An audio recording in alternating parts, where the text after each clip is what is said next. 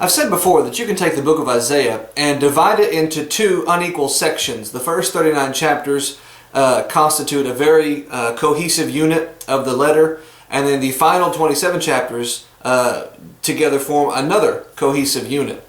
But within that first section of text, the first 39 chapters, you can divide it into its own individual groups. For example, the first 5 chapters is really an introduction to the material at large. And then chapters 6 through 12 form kind of a different topic, a different discussion, which is more specific and focused, whereas the first 5 chapters or so are more abstract and more broad in their discussion. Chapter 6 through 12 is more direct and more pronounced and tied directly to Judah and Israel and Assyria, all the things that are going on in the immediate vicinity of that time period. But when you turn to chapter 13, the book clearly takes a turn, and for the next 10 chapters it will continue this theme that begins here in chapter 13, which is a period discussing so-called burdens on various nations that are surrounding the nation of God's people, Israel and Judah. There will be discussion of Babylon, of Tyre, of Damascus, and so various regions and cities and nations around the people are discussed in this portion of the letter from about chapters 13 through 23 or so. The so-called burdens chapter. It's called that, and it's written that way because at the beginning of each one of these sections, the prophet says something to the effect of the burden of, and then whatever the discussion is. For example, in chapter 13 is the burden of Babylon. Why is it called the burden? Well, the word just means what it sounds like, a heavy weight placed on something or someone. And thus, this is a burden, this message is, because it's one they're not going to want to hear. The burden of Babylon is the message of doom that is to come. Now, keep in mind that Babylon at the time of this writing is not the great power that it will one day be. They have not risen to the prominence of an empire like Assyria that is the current threat of the region. But Babylon will one day in Isaiah's future rise in prominence, and then will also be destroyed by another empire that will come after them. And so Isaiah is projecting into the future and then projecting beyond that as well as he writes this burden of Babylon. The people who will, the nation, the empire of Babylon, that will be the ultimate downfall of Judah and will bring them into captivity. Isaiah himself has a message for them, for they themselves, the captors, how they will themselves become imprisoned. And he writes for most of this chapter of an unnamed assailant, a nation that God will use, in fact, nations, plural, that God will use to attack Babylon. But it's not until you get to the 2/3 of the way through the chapter that you find out who this nation is. And the reference of that nation at the time when Isaiah wrote it is staggeringly astounding. But we'll get to that in just a little bit. The chapter begins with Isaiah writing the burden of Babylon, which Isaiah the son of Amoz did see. This is now the 3rd time that Isaiah has introduced himself to the text. He did it in chapter 1, he did it again in chapter 6, when he announced his commission to go preach or explain the vision behind it. And now again he does it here in chapter 13. Well, this isn't the kind of thing that he will do every half dozen chapters. That's not the point. The reason he does it here, it seems very obvious, because he has now turned his attention from God's people, whom he has introduced, or to whom he has been introduced twice now. Now he turns his attention to Babylon, the people who are not of God, and how he has a message for them. And thus, in writing a message to them, he introduces himself properly to them by identifying himself as the son of Amoz. And by saying this is a vision, he identifies himself as a prophet. And so when the Babylonians can look back at the ancient writings of the people that they enslaved, they will be able to look and see that this is a prophet predicting their doom. And then when it happens, God once again has shown himself to be the great master of these nations, just as Daniel said in Daniel chapter 4. But here he says the burden of Babylon, the weight that God will place on Babylon that he saw in the vision, which Isaiah saw, the son of Amoz did see. Verse 2, lift ye up a banner upon the high mountain, exalt the voice unto them, shake the hand that they may go into the gates of the people. In other words, God calls for an army. This word banner has been used several times. It was previously called an ensign, but it means the same thing. Lift up the signal. Lift up the green light. Wave the flag. that will rally the troops to prepare for the invasion. And that's what God says here. Lift up the banner upon the high, the King James says high mountain. It doesn't mean high like elevation. The word means the barren mountain. Lift it up on the naked mountain so that all may see that God is raising his banner high. Lift it up on the bare mountain. Exalt the voice unto them. Shake the fist. These are sounds and visuals that an army will do before they charge and invade. They will shake their fist in defiance, and they will shout and scream, and they will psych themselves up and terrify the enemy that is being charged toward. And so this idea is of Babylon, this once very terrifying empire, being charged at by this other currently unnamed invader, and how they have no fear of Babylon. Why? Because they're being moved by God's hand. They're being directed by God's steps and God's commands. Shake the hand that they may go into the gates of the nobles. Break down the door, the gates, of the nobles. These are the fat cats who sit back and who strategize the war and then send out the troops to go die in it. These are the people who sit back and are leaders who typically in battles and in times of conquest and things, they sit back and they're unaffected. You go and you invade this empire, and if they defeat you, well, you just concede that victory, but then you go and you invade a different empire to regain the land that you lost in a different place. Meanwhile, soldiers and men are dying in battle while these leaders, so-called nobles, the dignitaries, the men who are in charge of everything, they sit back and do nothing. Well, God's not going to just sit back. This invader, they may have their own leaders, but God is the ultimate hand that is directing the movements here. God is not some fat cat noble who sits back and lets his troops die. God is going to go in and invade this interior of the people, the nobles of Babylon. He's not content with just fighting on the skirmishes on the outside. God's going to go in, break down the doors of the nobles. Verse 3. I have commanded my sanctified ones. I have also called my mighty ones for mine anger, even them that rejoice in my highness. Few things about some key words in this verse of verse 3. He says, I have commanded my sanctified ones. He's not saying that the army that is coming to take on Babylon are somehow righteous or right in the sight of God. The word sanctified ones, as it is used here, just means those that have been selected for a purpose. This army that is coming to attack and destroy Babylon is doing so by God's will. They've been selected for this purpose. Thus they're called his sanctified ones. This army is set apart for this task, to conquer Babylon. He's called his mighty ones, his great and powerful soldiers of this army. For his anger, the word means to snort, like a bull that's ready to charge. His ferocious anger at Babylon. Even them, he's calling those, his army, he says of them, they rejoice, and the King James says, in my highness, but really that word is just proudness. This is a people that is more than happy to attack and invade. They, like Babylon before when they attacked Judah, this army that will attack Babylon, they're not doing it because they want to serve God. They're not doing it because they want to please the greatness of God. They're doing it for their own highness. They're doing it for their own proudness. They're doing it for the love of conquest. God is simply using that to accomplish his will, because his will is for Babylon to be destroyed. Verse 4. The noise of a multitude in the mountains, like as of a great people, a tumultuous noise of the kingdoms of nations gathered together. The Lord of hosts musters the host of the battle. Here he describes the magnitude of the army that is coming to destroy Babylon. And it's ironic the way it is written, as this powerful army. So powerful, he says, it is like as of a great people, like it's an entire nation. Like they're not just releasing soldiers, they're emptying the entire civilization of this nation. The entire population of the people coming to invade and to attack. It's a great thunderous sound barreling toward Babylon. It's a terrifying thing, and it's ironic because earlier in the book he describes Babylon and Assyria under the same way, under the same description, that they're coming marching towards you slowly and steadily and you can't stop them. Well, now the tables turn, and now there's an army marching toward them, and they can't stop them. And look at the way he describes them. Again, the name of this empire has not yet been given, but you're given clues about them throughout the text. In verse 4, he describes them as like a great people of kingdoms, plural, of nations gathered together.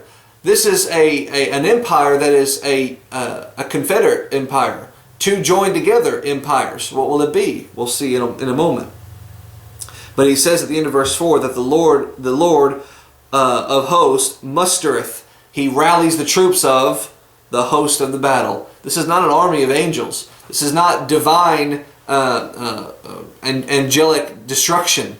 This is God's providential working, not miraculous. This is God using a nation of people to attack another nation of people. Verse 5, they shall come from a far country, from the end of heaven, even the Lord and the weapons of his indignation to destroy the whole land. This army that is coming to invade Babylon, God says, you won't know them when you see them. You're not expecting them when they come. They're coming from a far country. So far away, they're coming as from over the horizon, from the heavens. Whereas you get to the horizon line and all you can see is just the sky. They're coming from the heavens, it seems like. Not actually coming from heaven, because there's no end to the actual heaven. Yet he says in verse 5, the end of heaven. So it's obviously not the actual heaven. They're coming from over the horizon. They're coming from a great way off.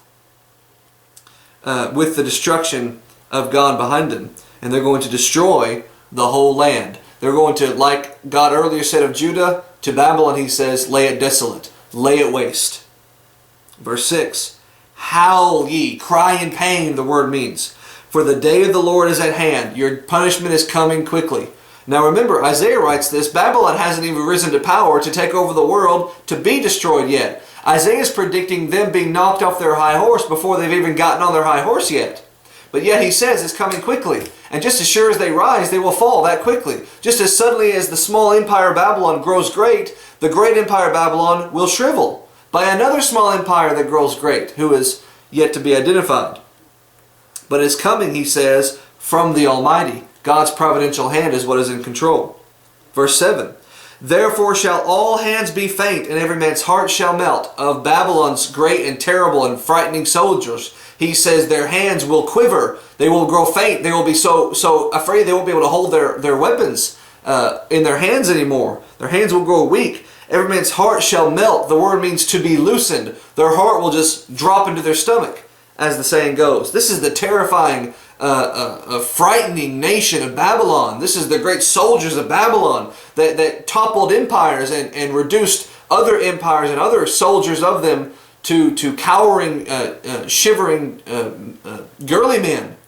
But now this empire is going to be reduced so greatly that their soldiers are going to be panicked. Their soldiers are going to lose their weapons because they can't grip them from fear. Their soldiers' hearts are going to drop to the pits of their stomach. The tables will turn. Verse 8, and they shall be afraid. Pangs and sorrows shall take hold of them. They shall be in pain as a woman that travails. They shall be amazed one at another. Their faces shall be as flames. It will happen so suddenly. This other empire that will come and conquer them. It will be so unexpected that he says they will be terrified at the idea of it. At the knowledge that they could be destroyed so quickly. That will scare them. They will have pangs. It means like pain in the nerves. It will just be shooting pain throughout the whole body. Sorrows, emotional pain they'll feel. It will take hold of them. It'll have pain like a woman in travail, not in terms of intensity, in terms of suddenness, labor pains, how quickly they come upon you. That's how quickly it will come upon Babylon. They will be amazed, just slack-jawed and dumbfounded at the sight of their empire crumbling so quickly after it was built. One to another. In other words, they will stare at each other just shocked. And their faces will be as flames. They will be blushed, amazed. God's not just going to conquer a military empire. God's going to defeat a mentality of an empire. This arrogant, proud mentality that thinks they can rule the world. And God will topple them for so thinking that. Verse 9. Behold, the day of the Lord comes. It's never a good thing. This is not a thing to be happy about. This is not something to celebrate when a nation falls, when souls are destroyed, who have no relationship with God and thus will perish in hellfire forever. This is not a good thing. Listen to the way God describes the judgment coming against Babylon. He says in verse 9, it's coming cruel, both with wrath and fierce anger. Now the word cruel, we use it to mean something different from how it's used here. We use cruel to mean unnecessarily mean. This is not this word. This word cruel means violent and unsympathetic. In other words, God's judgment has been rendered and it is going to be just. His mercy is only if you repent and turn to Him, which they will not do. Thus they will take the full brunt of His vengeance, and it will be rightly given, justly administered. And so they may say it's mean. God says it's fair. That's the word for cruel here. both with wrath. The word means a passionate vengeance. God's vengeance will be with passion. He doesn't do a thing halfway. He goes all in. If it's for mercy, he goes all in, the giving of his son. If it's a vengeance, he goes all in, as he does here with Babylon. And then he says, out of his fierce anger, again, to snort from the nose like a bull ready to charge. That's the picture painted of God. You don't want that bull charging at you because you can't dodge him, you can't calm him, you can't bribe him off or divert his attention. Once he's coming for you, he's coming for you. To lay the land desolate, that's his goal. One of two. That's his first goal, to lay the land desolate. The other goal, to destroy the sinners thereof out of it. God's purpose for punishing Babylon is to make their mighty empire barren and to take their evil people out of the picture. Verse 10, for the stars of heaven and the constellations thereof shall not give their light. The sun shall be darkened in his going forth. The moon shall not cause her light to shine. Now, it's not literal. He's not saying, and then there will be an eclipse. That's not what he's saying. No, he says, when God is happy, it's metaphor. When God is happy, the stars shine bright. The God of the universe is bright. When God is angry, the stars dim. The sun is going to set on Babylon. It's not going to be a happy day. It's going to be a dark, terrifying night. You can also read this and see it as a rebuke of the Babylonian gods. The Babylonians who worship the sun, the moon, and the stars. Their gods can't help them. God will turn off the lights of those gods, and they will see themselves completely alone, facing God's punishment. Verse 11, and I will punish the world for their evil, and the wicked for their iniquity, and I will cause the arrogancy of the proud to cease, and will lay low the haughtiness of the terrible. They think they're so great. They think they're so powerful. They think other nations should tremble at their terror. But God says, you're nothing compared to me. And I will show you that. I will punish the world. He doesn't mean the planet Earth. Babylon is the most powerful force in the world when God lays them waste. And so he will lay them waste, thus show the world that he is boss. He waits, incidentally, God does, to punish Babylon until they are at their absolute peak power, to show the world that he can take down anybody. So the world will see the wicked people of evil and wickedness. For their iniquity, he will punish them. His anger is not pettiness, it's justice. He will cause the arrogancy of the proud, this empire that thinks they're bigger than God, he will make it cease. Listen, this is not just words for Babylon. This refers to any nation or any empire or any kingdom that thinks they're too big to fail, that thinks they're too powerful to be destroyed, that the world just couldn't spin without them on the planet. And that is not the case for any empire. God is the God of the world, not any nation. Verse 12, that's a lesson for America. Verse 12, I will make a man more precious than fine gold, even a man more than a gold wedge of Ophir. It's similar writing to chapter 3 verse 25 or chapter 4 verse 1, where God spoke of the people of Judah and how the women of Judah were so arrogant and proud, and how God said, I'm going to take away your men to protect you, and you won't have anyone to provide you with all the luxury that you have.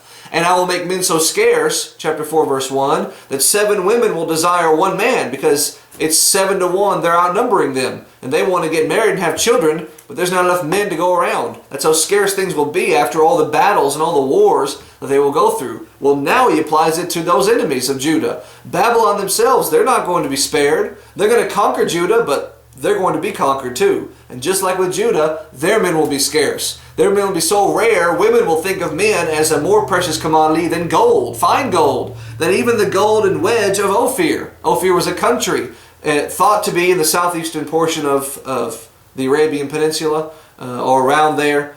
A golden wedge, it implies it's a sculpture carved in gold, and so it would be doubly valuable. And so God holds that up to say, look how valuable this is. Men will be even more valuable after I'm done with them. That's how I'm going to slaughter your armies. Verse 13, therefore I will shake the heavens, and the earth shall be removed out of her place. In the wrath of the Lord of hosts, and in the day of his fierce anger, the sky is falling, Babylon. Not literally, but that's what it's going to feel like. It's going to be an invasion and a devastation so powerful, you're going to think the sky is falling. You're going to think the earth was knocked out of her orbit. You're going to think the whole planet is shaking around you, because you're going to have no way to stop the punishment and the pain and the absolute vengeance and justice of God that is being levied against you. It is like the heavens shaking. It is like the earth being knocked out of its place. Verse 14. And it shall be as the chased roe, and as a sheep that no man takes up. And they shall every man turn to his own people, and flee every one to his own land. The soldiers of Babylon will be like a scared deer, chased roe. They will be like, they will scatter like sheep that have no shepherd to rally them back. A sheep with no man to take them up, scatter like sheep without a shepherd. They shall everyone turn to his own people. It's every man for himself. I will just protect what I have for myself, and I'll kill whatever friends and neighbors that were my friends and neighbors last week. Now they're my enemies. This great powerful empire that conquers the whole region around them, and even more than the region, they will then everyone turn to his own land. It will become a factious segment of many tribes and clans and groups. They will not be the great powerful empire. It will be factions, each one vying for the power that was once had and is now lost and gone forever. This great empire, in other words, is going to crumble. And all that will be left is just pieces that are not much threat to anybody. Why are they running? Verse 15. Everyone that is found will be thrust through. God says, I'm bringing this other nation who's about to be named like my sword. And if you run, you're going to be killed. If you stay, you're going to be killed. If you hide, you're going to be killed. If you fight, you're going to be killed. Thrust through with the sword. You got no choice. Your punishment is coming. And everyone that is joined unto them, you try to rally troops together, you want to try and raise up an army and fight me, you'll fall by the sword. Their children also shall be dashed to pieces. Your innocent ones are not going to be spared by this nation that is coming before their eyes. In other words, you're going to witness the brutality of an invasion. He says this to a brutal nation of invaders. So the tables have turned. Their houses will be spoiled. Their wives will be ravished. Your possessions stolen, gone. Your wives raped and taken away from you. That's how tragic this is. Is this a dark thing? Is this a very horrible thing? Absolutely. God is allowing this to happen. God is not the one who is driving a sword through the hearts of innocent people. God is simply allowing a nation to do this as punishment for their own sins. This is God's providential working, not His miraculous manipulation. Verse 17. Behold, I will stir up the Medes against them. Now we've identified the assailant being described here. The burden of Babylon, the enemy coming against Babylon, is the Median Empire. But not just the Medians. Cyrus will unite the Persians and the Medians together to make the Medo-Persian Empire. But at the time that Isaiah writes this, we're 200 years away from that happening. We're 200 years, give or take, away from the Medes being anything. Right now, they're not even an empire. They're not even a kingdom. They're not even barely a nation. They're just a tribe. And so this would be like someone in 1800s, at the time when the British Empire stretched across the globe, when someone predicted that a tiny little nation of Africa would rise up, not even a nation, a clan in a nation of Africa would rise up and conquer the British Empire. It's such an unfathomable concept, but Isaiah predicted it. You could not predict that and get that right unless you're inspired of God. I will stir up the Medes against them, which shall not regard silver. As for gold, they will not delight in it. They don't care about money. You can't pay them off. You can't bribe them. They don't care about your treasury, though you have a lot of money, Babylon. That's not why they're conquering you. They're conquering you just for the love of conquering. This is an evil people, the Medo-Persian Empire. But God's going to use them. God will use any nation He needs to use to accomplish His divine will. That doesn't make God evil. That makes these nations certainly evil, and that's why He's punishing these nations. God stays above the fray. God stays pure and holy and just. Verse 18 of the Median Empire, and the Medo-Persian Empire, really what it will be, he says, their bows also shall dash the young men to pieces. You want to rally troops, and then you run out of troops, and so you have a draft, and you draft young men. You draft men too young to go see the front lines of battle, but you have no choice, so you draft these young men to battle. They're going to run headlong into a volley of arrows, so massive that it will shred them up like Swiss cheese. Dash them to pieces. They shall have, this empire, no pity on the fruit of the womb. Their eyes shall not spare children. They're not looking to go easy on women and children. Not even pregnant women. This is a dark and disturbing picture that Isaiah is painting. He paints it only because it's prophecy. Only because it's going to happen. And it says because it happens, it will accomplish God's will. Verse 19. And Babylon, the glory of kingdoms. Look how great you are, or at least how great you're going to be. The beauty of Chaldees, that region, Mesopotamian region. Excellency, though you think you are, shall be as when God overthrew Sodom and Gomorrah. You're going to be so great, so excellent, the crown jewel of empires, you'll think of yourself. But when God's through with you, you will be ruined, like Sodom and Gomorrah. A similar thing was said, if you remember, back in chapter 1, verse 9, when he says of Judah, who has judgment coming to them, it will be almost like Sodom and Gomorrah. It would have been like Sodom and Gomorrah, he says in chapter 1, verse 9, if it weren't for the faithful remnant of God. If it weren't for them, we would have been like Sodom and Gomorrah. He doesn't say that about Babylon. He says it will be like Sodom and Gomorrah. There's no faithful remnant of Babylon. God's faithful people are going to get out. They're going to leave Babylon. In fact, they're going to go to Persia, along with the Medo-Persian Empire after they conquer Babylon, and then leave Persia to go back to their homeland to produce the Messiah. You see how God is weaving all of his plans together? Babylon has no remnant to spare them. They're just going to be leveled like Sodom and Gomorrah. It shall never be inhabited, verse 20. Neither shall it be dwelt in from generation to generation, a whole era of time. Neither shall the Arabian pitch tent there. No passing nomad from the region would ever want to stop and make a home there. Why not? Neither shall the shepherds make their fold there. They won't have their sheep to lie down, fold the legs, lie down. Their sheep won't want to lie down there as they pass through. They'll just want to get out of there as fast as possible. Why? Wild beasts of the desert shall lie there, because it will be so uninhabited and so uninhabitable that it will become the home of wild animals, wild, dangerous scavenger animals. Wild beasts will lie there. Houses will be full of doleful creatures, undomesticated animals. Owls will dwell there. Satyrs, or wild goats, will dance there. In other words, this will be a kingdom with great big buildings and with great big houses and with all the things that should belong to very wealthy people. And it will now be the place where animals eat, where animals sleep, where animals play. It's going to be a wasteland. And the wild beasts of the islands shall cry in their desolate places, and dragons in their pleasant palaces. Dragons, probably like a jackal, like a howling, yelping animal, like a hyena, something like that. Those kinds of animals are going to dwell in your pleasant palaces, your great big castles overrun with wild animals. And her time is near to come, and her days shall not be prolonged. You're going to rise to a prominent position, Babylon, but your days are short. God's not sparing you. God's not going to give you an extended overtime. Your days are not going to be prolonged. As soon as you rise to power, your end time will start. And then once it comes, that's it for you. And once that's it for them, that's it for them. Alexander the Great would later conquer the world. He would start an attempt to rebuild Babylon, but he will die before he could ever even start that project, and then his empire will be divided.